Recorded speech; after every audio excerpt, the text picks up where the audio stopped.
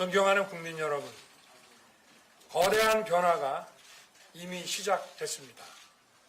그 변화는 디지털 사회, 디지털 경제로의 전환입니다. 이제까지 인류에게는 땅이 있고 물이 있고 만질 수 있는 물리적 지구가 존재했습니다. 1차, 2차, 3차 산업혁명을 통해 무역, 산업, 금융 분야 패권을 두고 열강들이 경쟁했습니다. 그러나 이제는 우리 모두가 다른 차원의 지구, 디지털 지구와 살아가게 될 것입니다. 디지털로 모든 것이 하나로 연결되는 세상에서 새로운 패권, 디지털 기술 전쟁이 시작된 것입니다. 저는 앞서 국민 여러분께 디지털 플랫폼 정부를 만들겠다고 말씀드렸습니다. 단순히 행정 효율화를 시키겠다는 차원이 아닙니다. 대한민국이 세계에서 가장 빠르고 강력하게 디지털 플랫폼 정부를 구축하고 이를 세계 각국에 수출해서 디지털 지구의 표준이 되도록 하겠다는 구상입니다. 허황된 꿈이 아닙니다. 우리는 국토 면적 세계 108위의 작은 나라이지만 뛰어난 디지털 기술과 축적된 경쟁력을 가지고 있기 때문입니다. 세계 최초로 5G를 상용화한 최고의 통신기술, 세계가 인정하는 반도체 산업, 그리고 세계 최고의 전자정부 역량이 우리 대한민국에 있습니다. 존경하는 국민 여러분, 꿈을 현실로 만드는 것은 실천입니다. 그리고 리더십입니다. 윤석열 정부는 대한민국이 디지털 경제의 패권 국가가 될 수 있도록 다음에 6가지를 실천하겠습니다. 첫째, 인공지능 산업을 육성하겠습니다. AI 없이는 디지털 경제도 생각할 수 없습니다. AI는 향후 기업 운영, 바이오, 모빌리티, 스마트 시티, 행정, 국방, 교육 등 디지털 경제의 모든 영역에 걸쳐 핵심 역할을 하게 될 것입니다. 선진국과의 기술 격차를 줄여나가기 위해 스스로 학습하고 사고하는 차세대 인공지능 기술을 세계 최고 수준으로 끌어올리겠습니다. 대학, 연구소, 기업이 공동으로 활용할 수 있는 세계 최대 규모의 AI를 위한 클라우드 컴퓨팅 인프라를 조성해서 누구나 최고의 AI 기술 개발에 도전하고 참여할 수 있게 하겠습니다. AI 산업의 육성을 위해 정부가 앞장서서 공교육, 행정, 국방, 복지, 재정 모든 분야에 AI를 적극 도입해서 시장의 선도자가 되겠습니다. 특히 디지털 플랫폼 정부의 두뇌는 거대한 인공지능이 될 것입니다. 임기 3년차 내에 완성을 목표로 최적화된 기술과 솔루션을 도입하고 최고의 AI 시스템을 구축하여 이 시스템이 우리 정부뿐만이 아니라 세계의 모든 국가들이 사용하는 행정용 AI 시스템이 되도록 그 표준을 만들겠습니다. 둘째, 소프트웨어 산업 발전에 앞장서겠습니다. 디지털 경제의 근간인 소프트웨어 산업에 활력을 불어넣겠습니다. 이를 위해 윤석열 정부는 소프트웨어 개발자에게 공정하고 정당한 보상이 주어지도록 하겠습니다.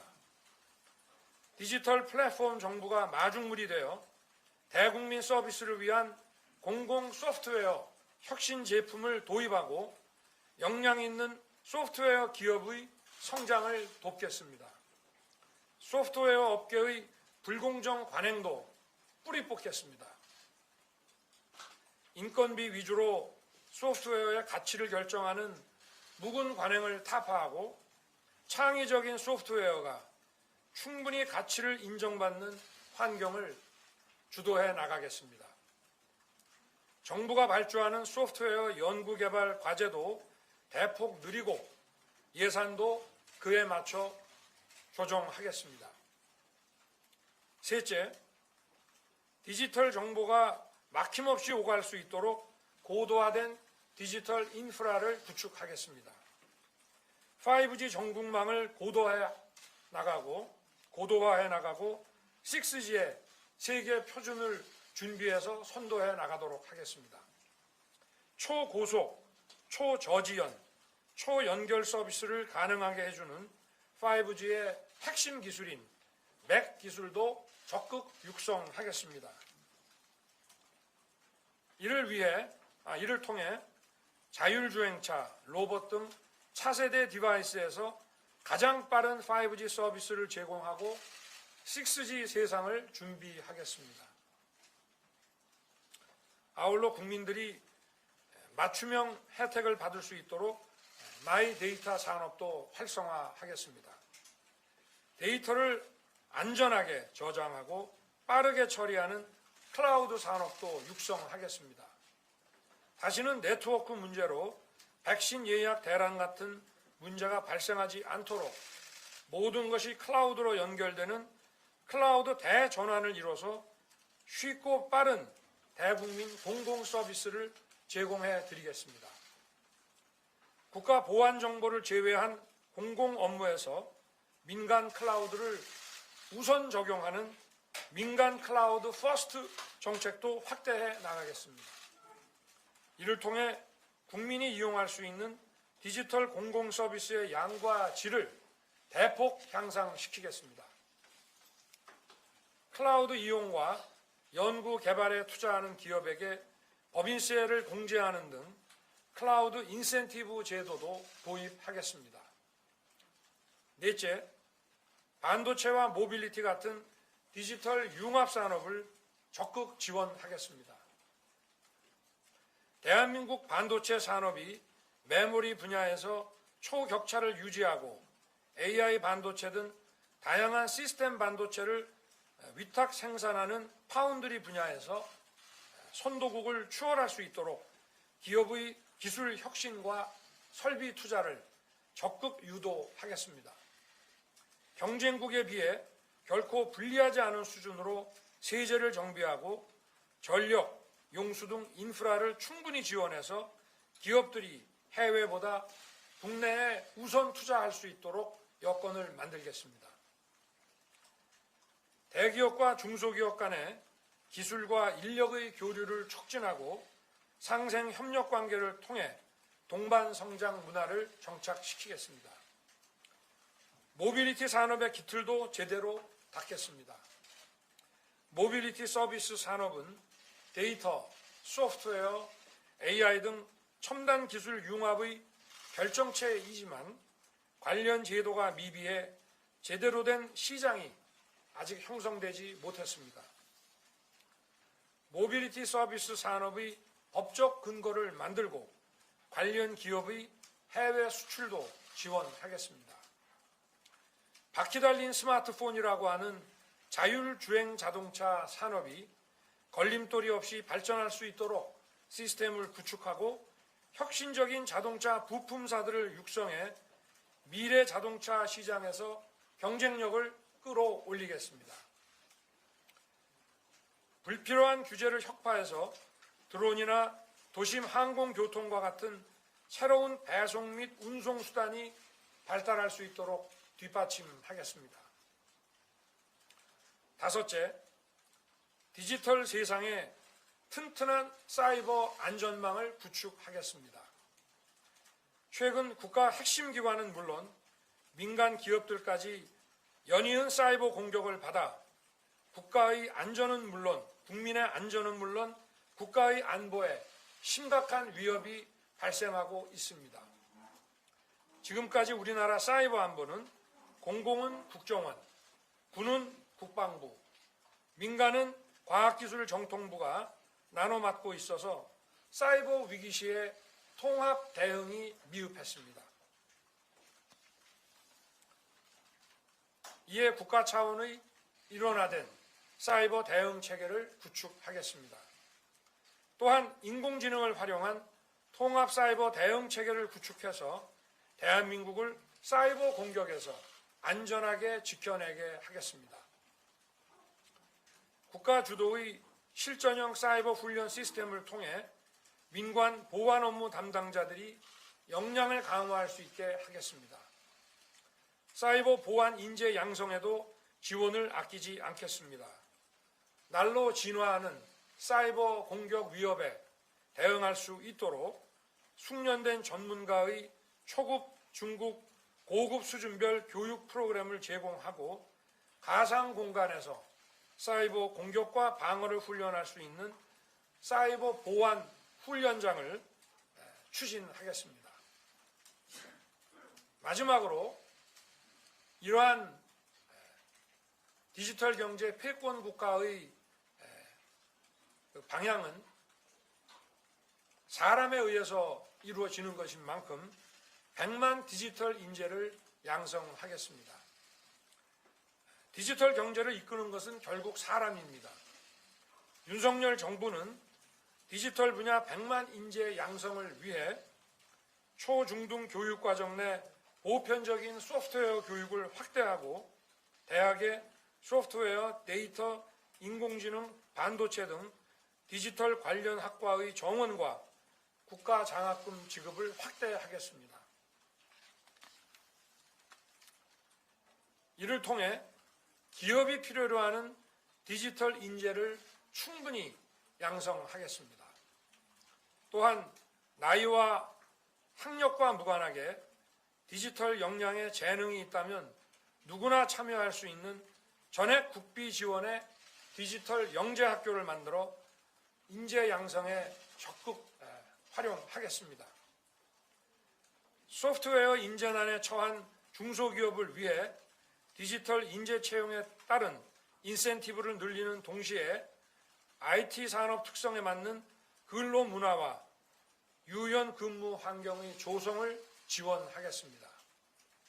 존경하는 국민 여러분, 디지털 데이터 시대에는 이제 보이지 않는 자산, 데이터가 유통되는 이 가치 사슬을 장악한 국가가 데이터를 빠르게 모으고 분석하여 지능형 데이터를 축적해 나가는 국가가 디지털 시대를 선도하게 될 것입니다.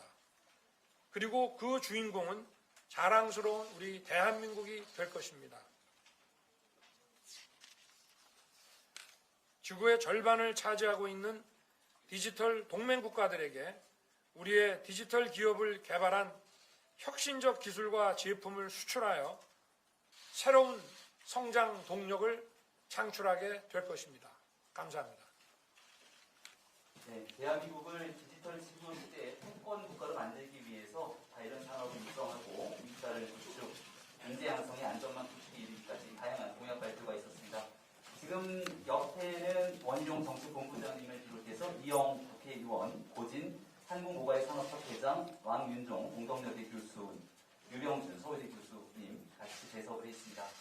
오늘 발표한 디지털 경제 공약에 대한 기자님들의 질문을 받도록 하겠습니다. 손을 들어주시기 바랍니다. 네, 안녕하세요, 후보님. 매일경제 김보담입니다. 100만 디지털 인재는 유승민 후보의 공약이었는데 이를 수용한 것인지 여쭤보고 싶습니다. 또 이재명 후보도 최근 같은 공약을 내놨는데 차별화 포인트는 어떤 게 있을지 여쭈고 싶습니다. 100만 디지털 인재는 여러분들이 주장을 하셨고 저는 경선 때 바이오 인재도 함께 육성을 해야 된다고 말씀을 드렸습니다. 오늘은 이 디지털 경제 패권 국가를 구축하기 위해서 거기에 맞는 인재들을 대거 양성을 해야 된다는 말씀이고요. 예를 들면 미국에서는 MIT 공과대학에서 10년간 전자공학과 학생 수가 10배가 늘었습니다. 그런데 우리는 이 수도권 규제법에 따라서 오히려 학생 수를 늘리지 못하고 정규 학과는 줄고 있습니다. 그래서 그런 제도적인 문제들을 국가의 어떤 미래 그 발전을 위해서 좀 해소해 나가겠다는 그런 것에 대한 강한 의지를 말씀을 드리고요. 그리고 초등, 중등 교육부터 컴퓨터 코딩을 비롯한 소프트웨어, 디지털 교육을 강화시키겠다는 뜻입니다. 네. 다음은 조선비지 안범수 기자님. 네, 오늘 조선비지 안범수입니다. 네, 공공 IT 구매 사업을 9배가량 확장하겠다라는 공약을 발표를 공공 IT 구매 사업을 2배 정도 늘리겠다라는 공약을 발표를 해주셨는데 사실 지금 이게 규모만 늘린다고 해서 효율성이 좀 높아질 거란 기대하기 어려운 게 지금 대기업 참여가 사실상 제한이 되어 있어서 규모만 늘린다고 해서 해결이 되겠냐는 생각이 드는데 좀 이에 대해서 어떻게 생각하실지요? 아까 제가 민간 클라우드 퍼스트 정책을 말씀을 드렸듯이 지금 이 디지털 플랫폼 정부라고 하는 것이 하루아침에 만들어지는 것이 아니고 꾸준히 투자를 하고 민과 관이 함께 맞춰 나가야 되는 것입니다. 그래서 여기에서 엄청난 그 공공 IT에 대한 발주가 예상되는 것이고 그걸 통해서 민간의 그 디지털 산업 발전을 정부의 공공 발주 확대를 통해서 마중물로서 선도해 나가겠다는 말씀입니다. 네. 다음은 JTBC 최세현 기자님. 네, JTBC 최수연 기자입니다. AI 관련 질문인데요. 이재명 후보 같은 경우에는 어제 이제 광주를 AI 기업의 특화 도시로 만들겠다고 했습니다. 사실 모든 후보가 AI 얘기는 하고 있는데 후보님께서는 그 AI와 관련해가지고 이렇게 전략적으로 발전시킬 어떤 지역적인 기반이 따로 구상이 있으신지 또 전에 뽑기 지원의 디지털 영재학교 얘기하셨는데 이 부분에 대한 좀 구체적인 안도 궁금합니다. 저는 이미 7월 17일 광주를 방문했을 때 AI 사관학교를 제가 방문했고 그리고 지난 경선 후에 다시 광주에 가서 데이터 센터 건축 중인 데이터 센터를 방문했습니다. 그래서 광주는 제가 7월부터 AI 그 산업에 경쟁력이 있는 그런 중심 거점 도시로 제가 대통령이 되면 키우겠다고 이미 제가 7월에 말씀을 드렸고요. 그리고 AI 관련된 이 지금 데이터 이 클라우드 시스템이나 또 AI 인재들은 사실은 전국적으로 함께 다 가야 되는 것인데 일단은 단계별로 거점 지역 중심으로 해서 투자를 해 나갈 생각입니다. KBS 강경수 기자님. KBS 강병수 기자입니다. 후보님 오늘 이 디지털 경제 발전 방안에 대해서 이야기를 해주셨는데 여전히 구로등대, 판교, 오징어잡이배 이런 식으로 이 디지털 산업의 발전 과정에서 노동자들의 혹사를 기반으로 발전을 한다 이런 비판도 나오거든요. 이런 부분에 대해서 혹시 어떤 해결 방안을 갖고 계신지 궁금합니다. 디지털 경제가 발전을 하면 발전 과정에서 네. 이제 디지털 노동자들이 그 노동을 굉장히 디지털 기반으로 노동자. 해서 발전했다 이런 비판도 나오는데 오늘 노동자들에 대한 게임 이야기는 업계나 개발자들. 그래서 제가 저는 지금 디지털 산업이 발전하면은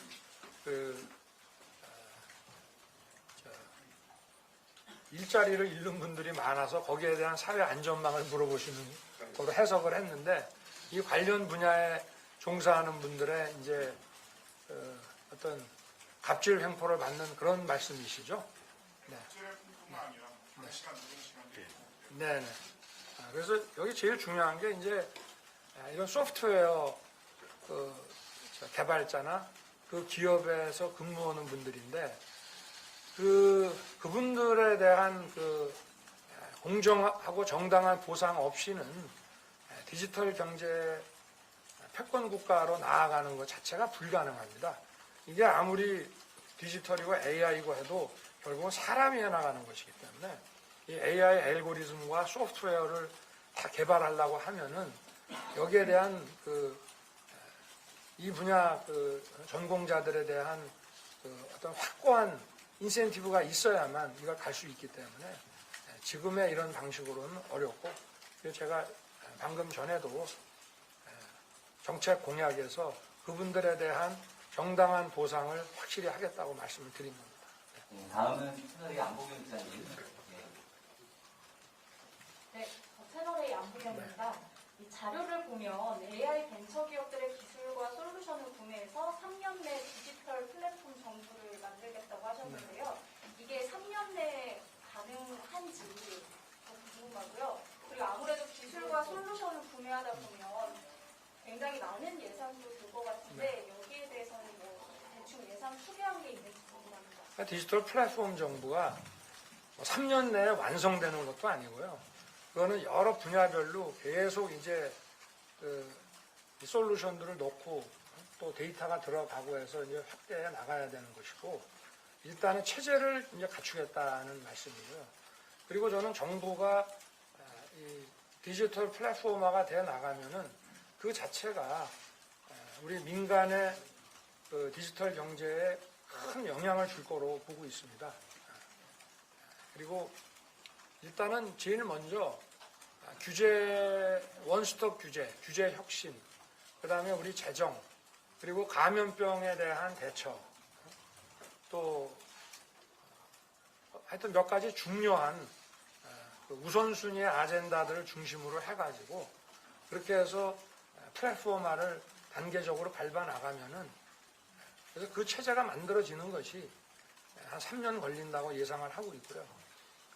그리고 이제 이 정도 되면은 저희가 특정 아젠다를 중심으로 해서 플랫폼화를 시켜 나가면 요 시스템을, 우리가 안 그래도 전자정부를 수출한 나라들이 많거든요. 그런 나라들에게 이 표준을 수출할 수가 있기 때문에 그렇게 해서 서로 발전을 해 나가는 거죠. 네, 다음은 SBS 김영래 기자님 진행하겠습니다. 이번 SBS 기업입니다. 공약에서 모빌리티 서비스 산업의 법적 근거를 만들고 기틀을 받겠다고 하셨는데, 이런 경우에 이제 앞서 금지된 법으로 보셨던 타다라든지 우버 이런 업체들의 운행도 재개될 수 있다고 보면 되겠고요. 글쎄요, 뭐 타다 우버는 좀 새로운 형태의, 그러니까 기존에 이제 우리 그거는 모빌리티 디지털 기술이 구현된 모빌리티 산업이라기보다는 기존의 그냥 규제를 좀 깬 그런 것이고, 기존에 이제 역외군송 사업법에서 정부의 그 인허가를 받도록 돼 있는데, 이거는 역외군송이 아니다. 차량을 임차하는 것이다. 뭐 이런 식의 이제 주장을 통해 가지고 이루어진 거고, 저희가 지금 말씀드리고자 하는 것은 소위 디지털 기술의 고도화를 통해 가지고, 그래서 예를 들면 UAM이라든지 또 자율주행차라든지 이런 것들을 먼저 도시에 다 깔 수는 없더라도 뭐 어떤 테스트 베드를 정해 가지고 할 수 있는 그런 법적 제도적 기반이라도 만들어 놔야 이 산업들이 위축되지 않고 클 수 있다, 이런 말씀입니다. 기술에 관한 문제입니다. 네, 다음은 한국일보 박지원 기자님. 요거님 한국일보 박지원이라고 합니다. 100만 디지털 전문 인력 말씀을 주셨습니다. 인재 양성은 일자리 문제와도 맞닿아 있는데 학생들 입장에서 관련 일자리가 많아져야 해당 분야로 진출하고 또 준비할 수 있기 때문입니다. 혹시 그냥 양질의 일자리 좀 준비 방안도 갖고 계신지 좀 여쭤보겠습니다. 일자리라는 것이 기업에서 소위 고용 수요가 만들어져서 거기에 일정한 표준 교육을 받은 인재들이 들어가는 경우도 있지만, 고급 기술을 습득한 인재들이 많이 나오면 시쳇말로 말해서 그 사람들은 자기들 월급 받을 것 이상의 역할을 합니다. 그렇기 때문에 그런 인재 양성이 또 일자리를 만드는 역할도 할 수 있습니다. 그리고 기업에서 실제 또 필요로 하는 이 디지털 경제를 키워나가기 위해서 기업이 필요로 하는 그런 고도로 숙련된 인재도 만들어내야 되고, 또 그러한 인재들이 나오게 되면, 예를 들면은 AI 기업, 외국의 영국